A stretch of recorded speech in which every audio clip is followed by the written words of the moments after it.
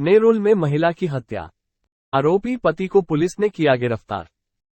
चरित्र पर संदेह के चलते पति द्वारा पत्नी की हत्या करने की घटना दराव गांव में हुई।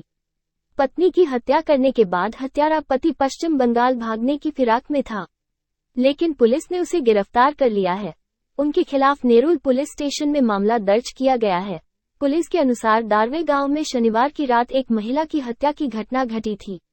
दाराव गांव में रहने वाली लाल बानू सरदार, उम्र 45 वर्ष, का शव घर में मिला था।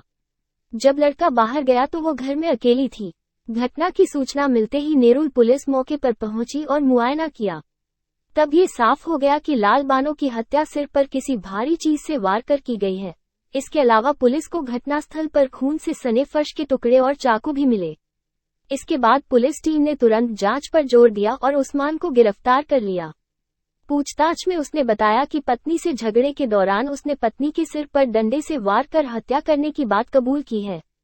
इस मामले की अधिक जानकारी देते हुए नेरुल पुलिस स्टेशन के वरिष्ठ पुलिस निरीक्षक तांजी भगत ने बताया, 4 तारखेला रात्री 7:30 वाजता मला पोलीस स्टेशनला एक मेसेज मिळाला की दारावे गावामध्ये एका बाईला मारलेलं आहे, म्हणजे जखमी झालेली आहे आणि तिला ताबडतोब हॉस्पिटलला पाठवलं. म्हणून आम्ही तिथं घटनास्थळी गेलो. तर त्या घटनास्थळामध्ये पूर्ण घरात रक्त वगैरे सांडलेलं होतं आणि बाजूला चौकशी केलं तर ते बाजूवाल्यांनी सांगितलं की नवरा बायको दोघंजण राहतात आणि त्यांचं आपसात भांडणं झालेली आहेत आणि त्या बाईला जखमी झालेली आहे आणि तो पळून गेलेला आहे आणि तिला हॉस्पिटलला हे केलेलं आहे, ॲडमिट केलं. आम्ही हॉस्पिटलला गेलो तर डॉक्टरांनी डेट बिफोर ॲडमिशनचं सांगितलं. त्यावरून आम्ही त्याचा मुलगा म्हणजे मेहताचा मुलगा यांच्याकडे चौकशी केली तर त्यांचं भांडणं दुपारी त्याचे वडील आले होते कलकत्त्यावरून आणि त्यांनी दुपारी त्यांची भांडणं झाल्याचं त्याला पण त्याच्या आईने सांगितलं होतं की आमचे हे हा आला पण इथं तक करतोय म्हणून. आणि त्याच्यावरून त्यांची भांडणं होऊन त्या नवऱ्याने तिला मारलेलं आहे. ह्यात मारण्याचं मेन कारण म्हणजे जो मैताचा नवरा आहे तो मूळ गावी राहत होता आणि ते इथं राहत होतं. तर इथं आल्यानंतर त्या चारित्र्यावर ते संशय घेत होतं.